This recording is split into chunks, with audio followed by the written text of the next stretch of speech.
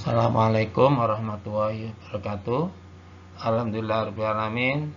Kita syukur pada Allah Subhanahu wa taala. Hari ini kita bisa kembali belajar masuk pada pembelajaran ketiga tema 3G subtema 2. Hari ini kita mulai pembelajaran kita dengan bacaan basmalah bersama-sama. Bismillahirrahmanirrahim.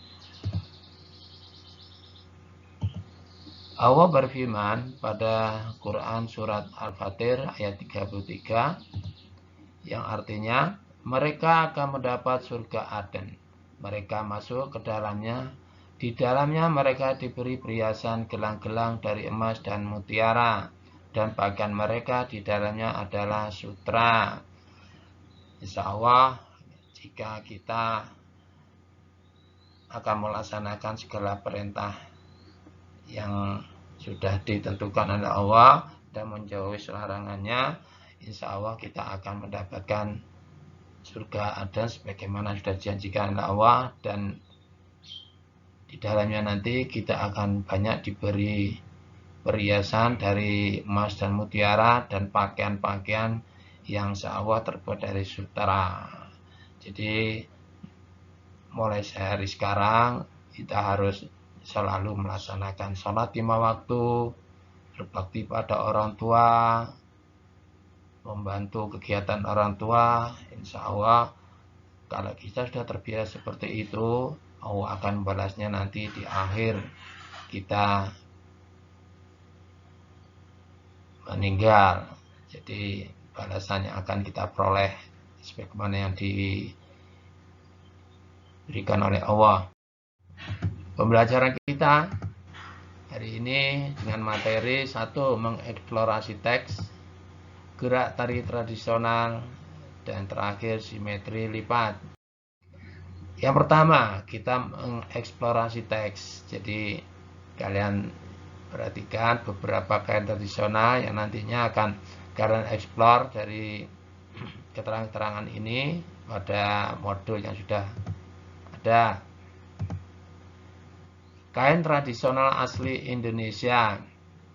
Kain tradisional Indonesia terbilang banyak di setiap daerah. Biasanya memiliki kain khasnya masing-masing. Inilah salah satu bukti kalau budaya Indonesia begitu kaya. Aneka produk fashion juga sudah mengaplikasikan berbagai jenis kain tersebut.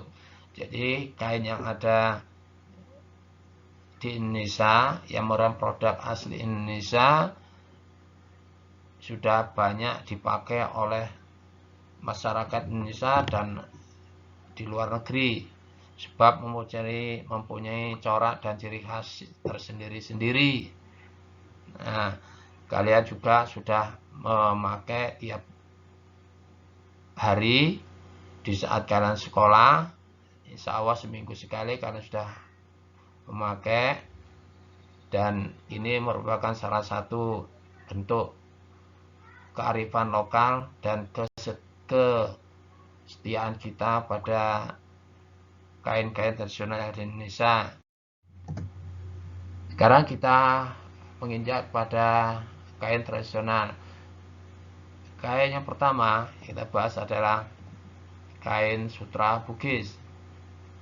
Kokon atau ulat sutra adalah bahan baku untuk pembuatan benangnya, sehingga tercipta kain tenun khas Bugis. Sarung sutra dulunya hanya dikenakan untuk padanan baju bodo yang merupakan pakaian tradisional masyarakat Sulawesi Selatan. Keunikannya terlihat pada motif kotak-kotak yang berlainan. Perbedaan ukuran kotanya juga memiliki arti berbeda pula. Jadi kain khas Bugis atau di Sulawesi Selatan ini namanya kain sutra Bugis, dan di sana lain kota, lain corak dan motifnya. Dan baju tradisional di Sulawesi Selatan adalah baju bodo, bentuknya lebar, kemudian atasnya agak tipis kainnya, sehingga kalau dipakai menandakan itu adalah ciri khas Sulawesi Selatan. Kira menginjak ke kain yang berikutnya. Ini kain songket. Kain tradisional Indonesia ini dibuat oleh masyarakat Minangkabau dan Melayu. Songket ini termasuk dalam jenis tenunan brokat. Kain ini ditenun memakai tangan menggunakan benang perak dan benang emas. Istilah sungkit adalah asal muasal sebutan kain songket. Menurut bahasa Melayu, arti kata tersebut adalah mengait.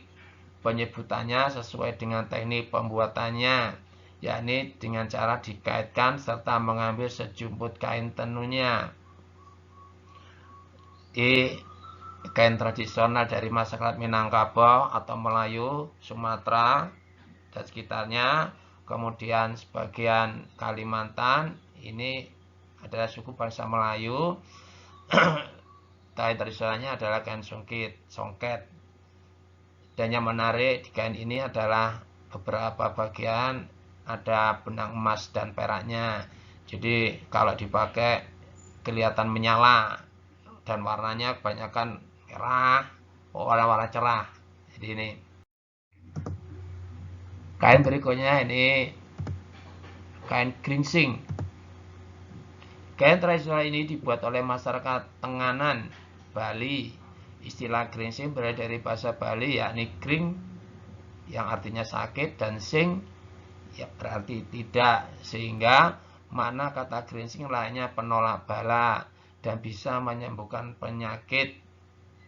Teknik double ikat diaplikasikan dalam proses pembuatan kain geringsing sehingga tercatat sebagai satu-satunya kain khas Indonesia. Jadi kalau di Bali namanya kain geringsing. Kalau di sana kain geringsing ini dipakai di saat-saat orang kesusahan, sehingga kalau memakai ini menurut adat istiadat orang Bali bisa dipakai untuk tolak bala, mengusir penyakit atau menyusil bahaya. Itu tradisi orang Bali. Kain berikutnya ini kain ulos.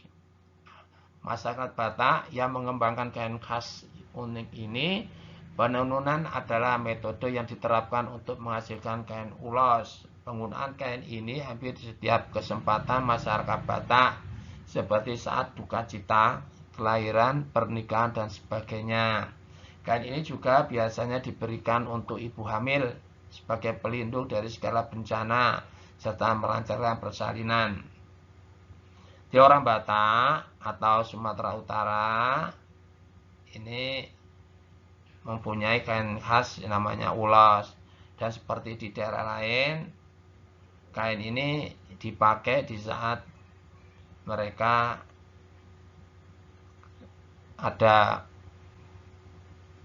adat kelahiran, pernikahan, dan juga dipakai untuk sebagai pengusir tolak bala dari masalah-masalah penyakit, dan juga pada saat ada duka cita, kain ulos ini juga dipakai sebab menandakan bahwasanya ini adalah kain khas dari Batak Utara.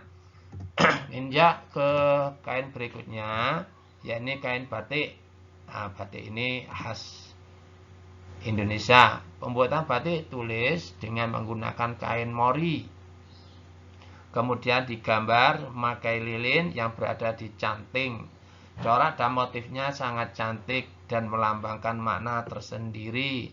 Sangat banyak jenis batik sesuai dengan daerah penghasilnya, seperti batik Bali, batik Banyumas, Tegal, batik Cirebon, batik Pekalongan, batik Solo, batik Jogja, batik Surabaya, dan sebagainya. Batik memang ciri khas orang Indonesia.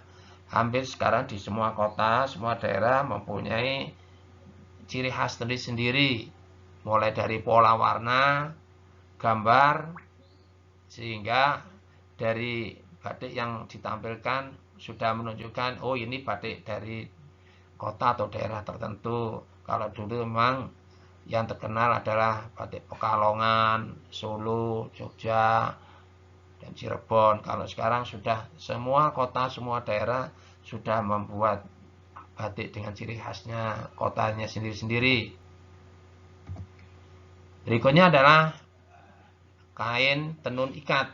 Kain tradisional ini diproses dengan cara ditenun dari berbagai helaian benang pakan. Sebelumnya benang ini diikat, kemudian diterapkan zat pewarna alami. Ya, pewarna alami ini adalah dari tumbuh-tumbuhan atau akar yang ada di pohon. Warna disesuaikan dengan kebutuhan. Jadi nanti warna alami ini sangat bagus jika dipakai untuk pewarna baju. Benang akan diikat menggunakan tali berdasarkan coraknya sebelum ditenun. Cara ini memudahkan dalam pencelupan sebagian benang tersebut. Biasanya bagian benang yang terikat tali tidak akan diwarnai. Ini adalah salah satu model pewarnaan kain tradisional yang banyak dikembangkan untuk saat ini, dan untuk pembelajaran kalian nantinya akan juga insya Allah akan dilakukan sehingga kalian bisa mengikuti bagaimana proses pembuatan kain dengan warna-warna yang ada di alam ini. Sekarang kita masuk ke cara mengeksplorasi teks berdasarkan gambar dan keterangan yang ada. Yang pertama, contoh yang pertama adalah gambar kain dari daerah Tenganan, Bali. Namanya kain geringsing. Karakteristik kainnya, motif kain ini menampilkan keindahan langit berupa matahari, bulan, dan hamparan bintang. Cara membuatnya menggunakan teknik double ikat yang diaplikasikan dalam proses pembuatan kain geringsing. Contoh yang kedua, yakni kain dari daerah Timor, Flores, Sumba, Sumbawa, Lombok di Nusa Tenggara sana, Bali, Jepara, Sintang, dan Toraja. Nama kainnya tenun ikat. Karakteristik kainnya, kain merupakan perpaduan dari berbagai helai tali atau benang yang ditenun dan diikat untuk dijadikan sebuah kain. Cara membuatnya diproses dengan cara ditenun dari berbagai helaian benang pakan. Sebelumnya benang ini diikat, kemudian diterapkan zat pewarna alami. Dua contoh ini bisa mewakili cara mengeksplor teks yang ada. Dan ini bisa sebagai contoh kalian nanti mengerjakan di modul. Dan masuk ke gerak tari tradisional. Pembahasan kita ini tentang tari Patenung. Tari Patenung ini berasal dari Bugis, Sulawesi Selatan, atau ibu kotanya di Makassar. Tradisi tradisional Patenung yang artinya pembuat sarung sutra di kebudayaan Bugis. Kata Patenung ini juga diambil dari bahasa suku Bugis dan Makassar.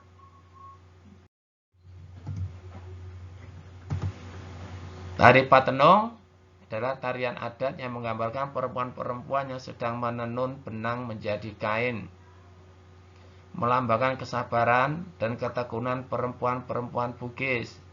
Tari Patenung melukiskan ketekunan dan kesabaran wanita Bugis menenun sarung. Dalam bahasa Bugis atau Makassar disebut lipasape, yang dimulai dengan mapali atau memintal benang, kemudian masau atau memasukkan benang selai demi selai ke alat tenun, lalu ditenun menjadi sarung. Nah, kalau kalian kepingin tahu model tarian bagaimana, silakan kalian nanti cari di YouTube tari tradisional Patenung Sulawesi Selatan. Insya Allah kalian bisa langsung melihatnya. Sekarang kita penjelasan berikutnya, ini simetri lipat bangun datar. Simetri lipat pada bangun datar adalah banyaknya lipatan pada bangun datar yang bisa membagi bangun datar tersebut sehingga setengah bagian dari bangun datar tersebut bisa menutupi setengah bagian yang lain.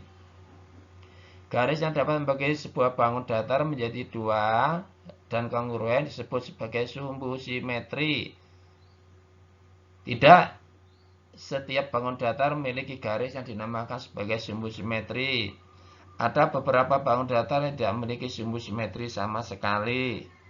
Nah, nanti kalian bisa lihat. Ini tabel dari bangun datar yang berkaitan dengan simetri lipat dan simetri putar. Kalian lihat, persegi mempunyai 4 simetri lipat, persegi panjang 2 simetri lipat, dan seterusnya sampai layang-layang hanya mempunyai 1 simetri lipat.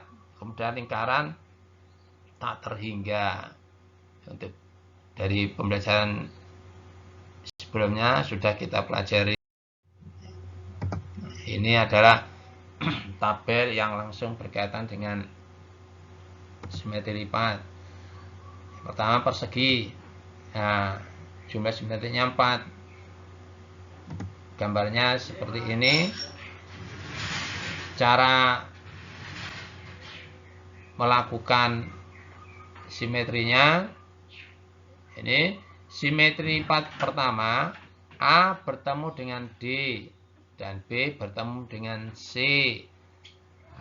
Sumbu simetri yang digaris putus-putus itu nanti dilipat. Nah, A dilipat ketemu dengan D, B ketemu dengan C. Berikutnya simetri lipat yang kedua, A bertemu dengan B dan C bertemu dengan D. Berikutnya sampai 4 kali percobaan sesuai dengan garis sumbu simetri. Sebagai contoh, yang kedua adalah persegi panjang mempunyai 2 simetri lipat. Gambarnya seperti ini. Nanti kalian baca sendiri dan kalian. Yang ketiga adalah segitiga sama kaki mempunyai 1 simetri lipat. Gambarnya seperti samping kanan.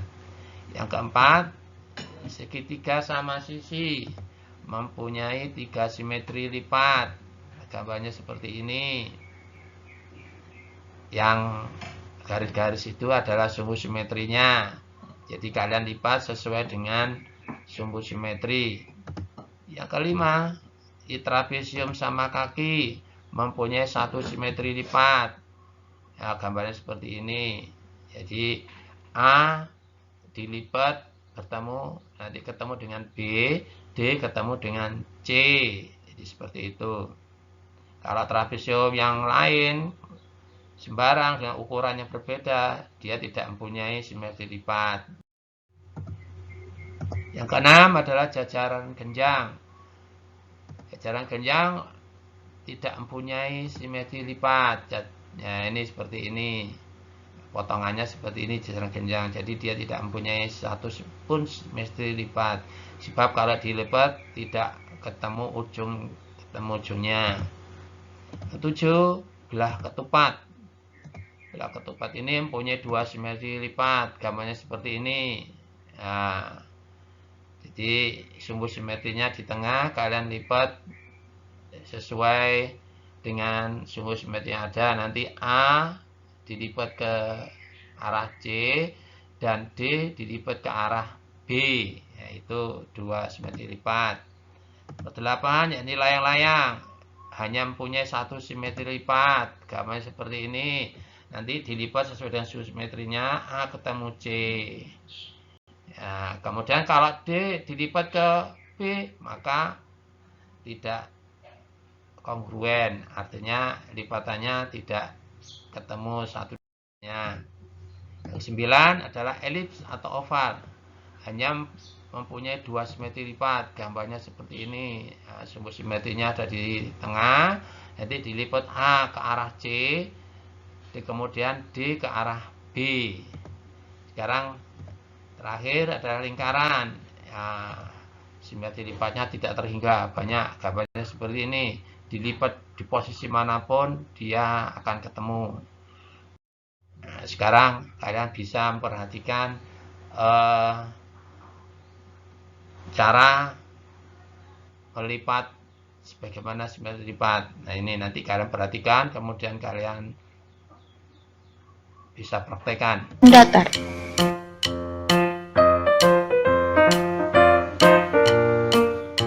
Apa itu simetri lipat?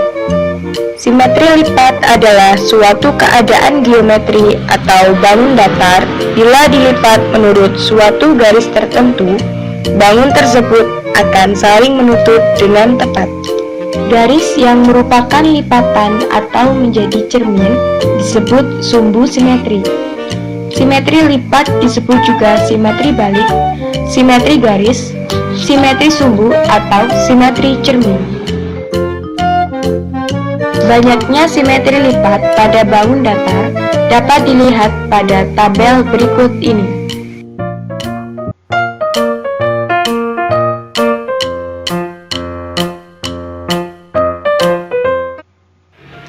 Bangun yang pertama adalah bangun persegi panjang.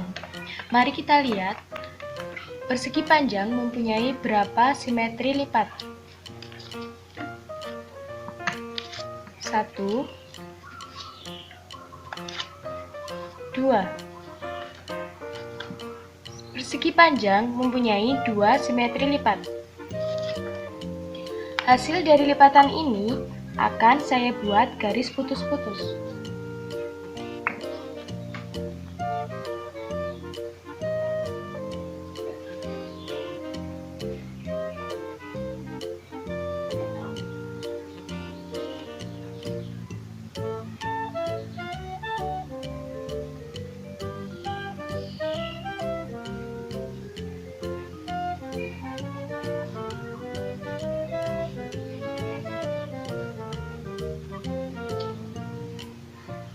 Garis putus-putus ini adalah garis simetri, di mana adalah hasil dari lipatan dari persegi panjang.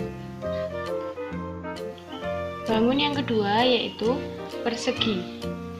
Coba kita lihat, persegi mempunyai berapa simetri lipat? 1, 2, 3,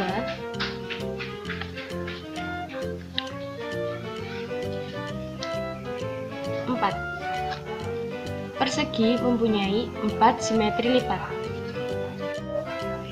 Bangun yang ketiga adalah segitiga sama kaki. Segitiga sama kaki memiliki berapa simetri lipat? Coba kita lihat. 1. Tidak bisa.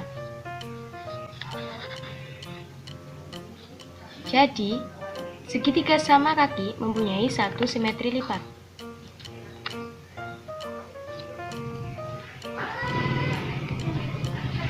Yang selanjutnya yaitu segitiga sama sisi. Coba kita lihat. 1, 2, dan 3. Jadi, segitiga sama sisi mempunyai 3 simetri lipat. Yang selanjutnya yaitu segitiga sembarang. Coba kita lihat apakah segitiga sembarang mempunyai simetri lipat atau tidak. Setelah dilipat, ternyata segitiga sembarang tidak mempunyai simetri lipat karena tidak menjadi 2 bagian yang sama besar. Bisa dilihat. Bangun yang selanjutnya adalah layang-layang. Layang-layang mempunyai 1 simetri lipat. Bisa dibuktikan.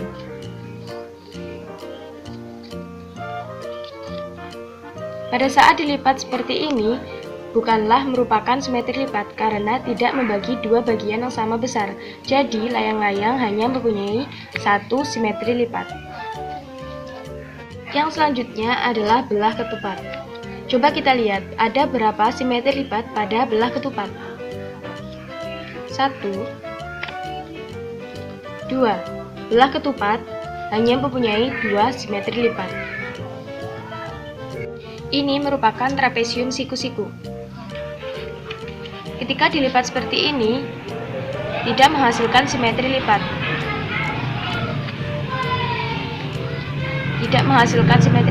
Jadi, trapesium siku-siku tidak memiliki simetri lipat.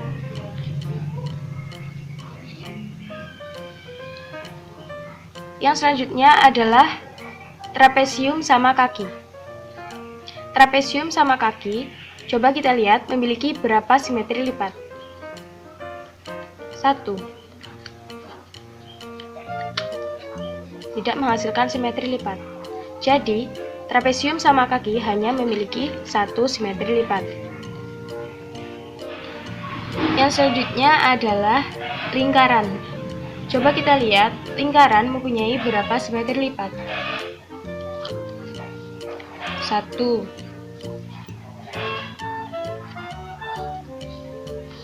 2.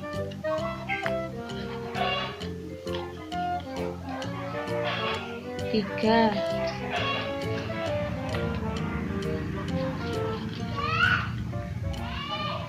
4.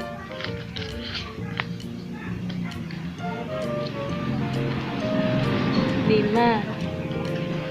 Bisa kita lihat bahwa lingkaran memiliki simetri lipat tak terhingga karena setiap lipatan yang kita bentuk selalu membagi dua bagian yang sama besar. Yang selanjutnya adalah jajar genjang. Coba kita lihat apakah jajar genjang memiliki simetri lipat atau tidak.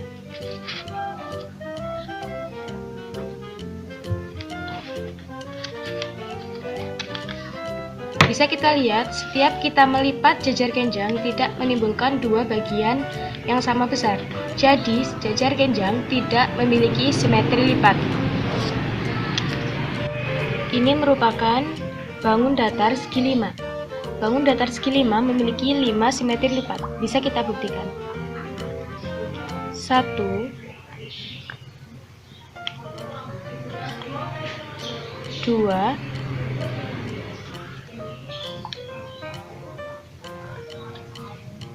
3, 4, 5. Jadi, segi 5 mempunyai 5 simetri lipat. Yang selanjutnya adalah oval. Coba kita lihat, oval memiliki berapa simetri lipat? 1, 2. Oval hanya memiliki 2 simetri lipat.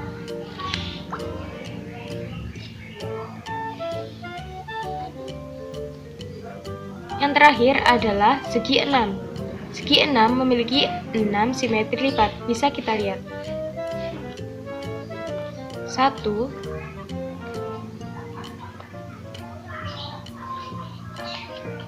2,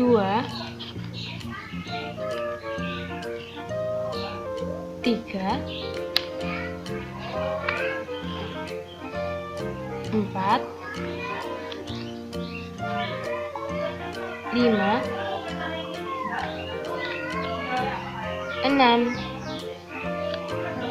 Nah, jadi segi 6 mempunyai 6 simetri lipat, sama halnya dengan segi 5 yang mempunyai 5 simetri lipat. Jadi, setiap sisi-sisinya menghasilkan simetri lipat.